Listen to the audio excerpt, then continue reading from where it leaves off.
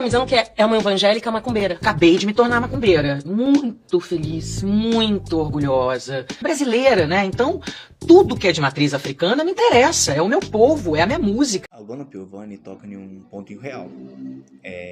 A matriz africana é um pilar da identidade brasileira.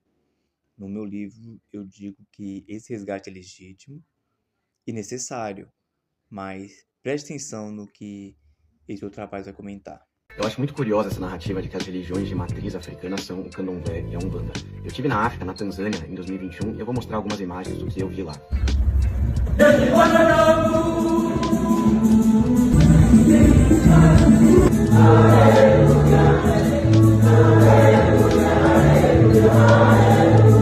E o que muitas pessoas que adoram falar das religiões de matriz africana esquecem é que a maior religião da África é o cristianismo, seguido do Islã.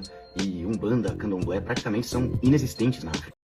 Aqui ele traz fatos. O cristianismo e o islamismo dominam o continente hoje. O erro dele é achar que os dados e estatísticas anulam a construção histórica e espiritual da diáspora no Brasil. O problema não é o dado, é a significação. O cristianismo é grande na África, realmente também, por conta da colonização. Então, isso é um fato que não deve ser deixado de lado.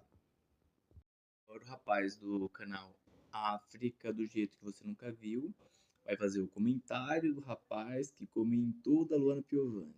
Depois eu vou fazer o comentário final. O vídeo desse senhor traz muita desinformação e falta de conhecimento profundo sobre o continente africano. E eu acho muito engraçado porque é muito comum ver pessoas que vão ao continente africano por poucos dias e voltam achando que já entendem toda a história do continente, cultura e espiritualidade. E isso é um verdadeiro erro. Sobre a fala da Luana Piovani, é importante entender um ponto essencial. O Brasil é um país profundamente miscigenado. Por isso, é natural que as pessoas de diferentes origens se sintam conectados com as religiões de matriz africana. E outra coisa que precisa ser dito é que os orixás não fazem distinção de raça ou gênero. E é por isso que vemos, inclusive, babalorixás brancos exercendo papéis importantes nas religiões de matriz africana. Mas existe uma camada histórica que muitas vezes é ignorada. Ao longo dos séculos, diversas sociedades africanas resistiram à imposição de religiões externas, especialmente o cristianismo e o islamismo. Essas resistências não foram simples e, em muitos casos, custou vidas. No Reino do Congo, por exemplo, o cristianismo foi inicialmente adotado de forma estratégica pela elite governante do reino no século XV.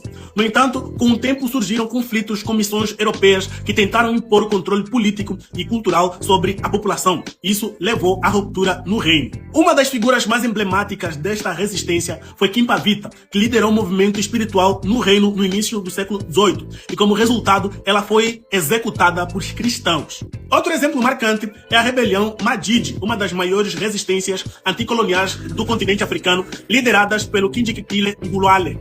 O movimento uniu diferentes povos contra o domínio alemão, o trabalho imposto, a imposição cultural e religiosa. Jomo Kenyatta, o primeiro presidente do Quênia, tem uma frase marcante dizendo: quando os missionários chegaram, os africanos tinham a terra e os missionários tinham a Bíblia. Eles nos ensinaram a orar de olhos fechados. Quando abrimos os olhos, eles tinham a terra e nós a Bíblia. Não sei se você conhece a carta de Leopoldo II aos missionários. Essa carta reforça como a religião foi utilizada como instrumento de domínio durante o período colonial e a influência religiosa aos africanos.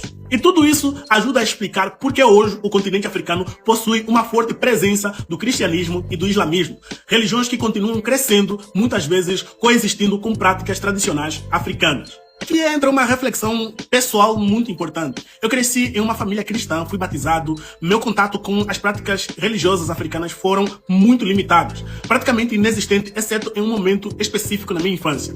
Foi só aqui no Brasil que tive oportunidade de conhecer um terreiro, e isso diz muito. Muitos de nós africanos fomos educados a rejeitar nossas próprias raízes culturais e espirituais. Existe um processo histórico que contribui para isso e que ajuda a explicar o crescimento dessas religiões ao longo do tempo.